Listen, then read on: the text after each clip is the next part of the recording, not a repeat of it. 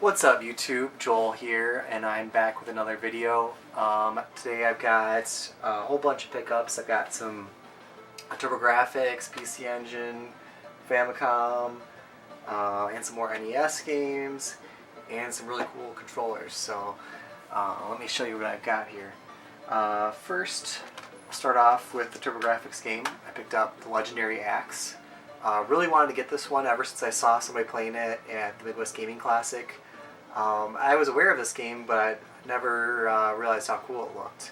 So glad to get this one. And then kind of a rare PC Engine game.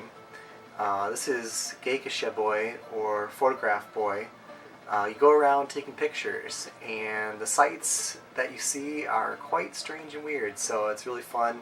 You have a cursor and you kind of aim it around, and you try and take a picture of the interesting things going on, and you get graded or scored based upon how good your pictures are. You need to meet a certain requirement to beat the level, so it's really cool, very fun game. Then some of the cool controller stuff I got here. First there's the it's the Super Multi-Tap 2, and it's in the shape of Bomberman's head.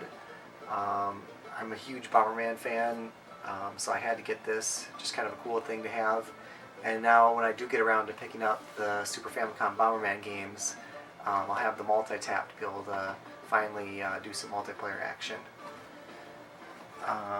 Then I've got something that is probably one of the best ways to play 64 games if you're sick of a loose joystick.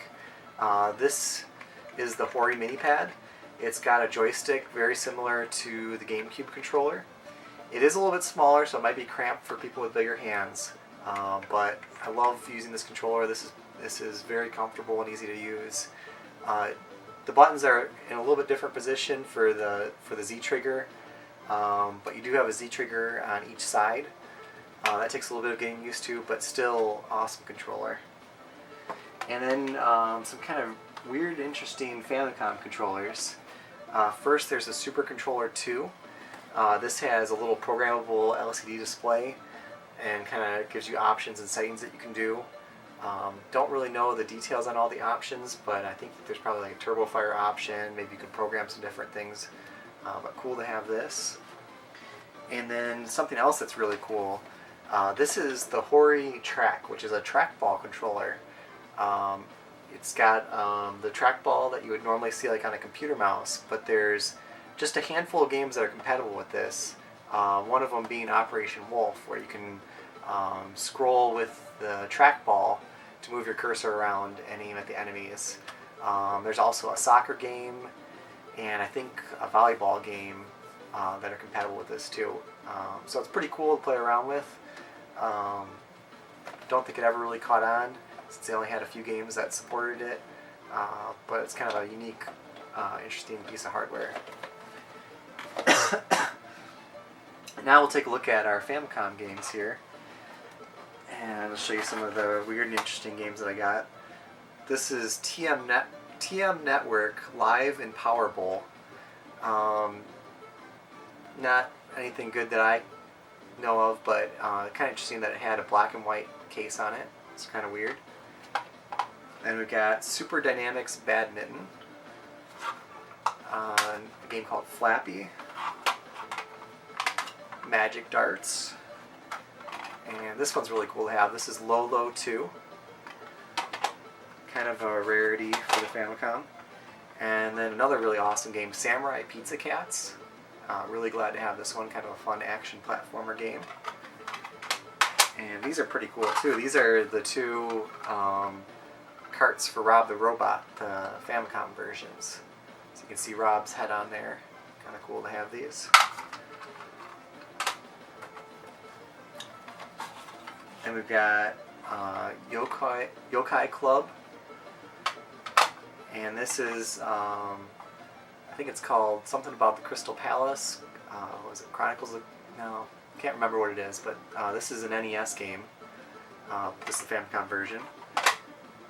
And then we've got the Money Game too. This is Ultraman Club. This one's like an action platformer game. A lot of the other Ultraman Club games are strategy games, but this is the one to have if you want the action platformer. We have like, this one's called, I think, like Great Cyber Battle. Another pretty good game. And then we've got Tecmo Bowl. And then this one is kind of a weird game. It says, An Adventure in the Otaku Galaxy. So I guess if there is an Otaku Galaxy, it's in this game. So kind of weird and bizarre. Then I've got a handful of box Famicom games. These are really cool to have. This one's called Dark Lord. It's a RPG game. Pretty cool game to have. The intro sequence in this is really cool to watch. And then this is, I think it's called Zex's is the US name. Not sure what the Japanese name is, but I was excited to get this one in the box.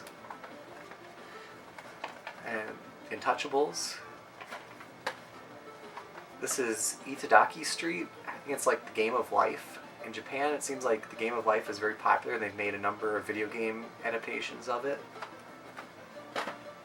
And this one's called Monster Maker. This one's called I Love Softball. Kind of a strange shot on the front of the cover here. And then I believe this was released in the US as Faria. So cool to have that one. And now what you've all been waiting for is the NES games. I've got the NES version of Zex's. This was actually a label upgrade for me.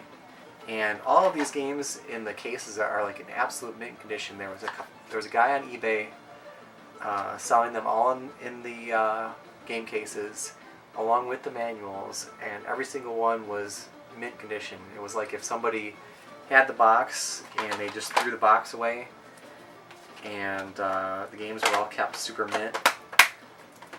So I've got a number of these. Got Touchdown Fever, kind of an uncommon one.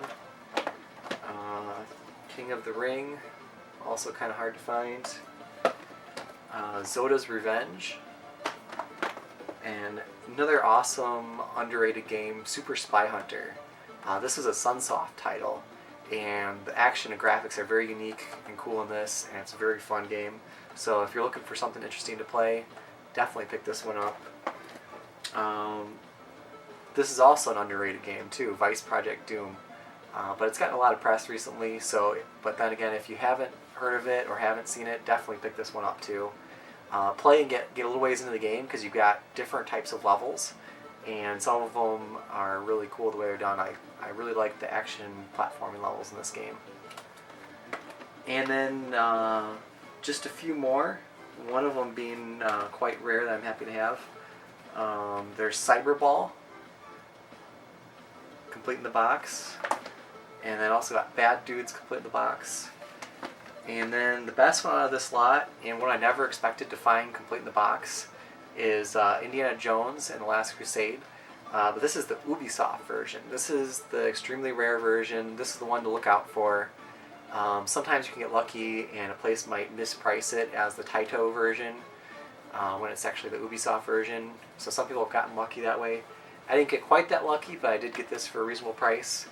And it's complete in the box, in pretty nice shape except for a little bit of scraping on the box, but can't really see it too much. So really excited to have this in the collection. This knocks off one of the last hard to find rare games. Still got a few more rare ones on the way yet, so I'm almost there. Probably have a few more videos with NES games in them, so stay tuned for those. Please like, comment, and subscribe. And thanks for watching. I'll catch you next time. Bye.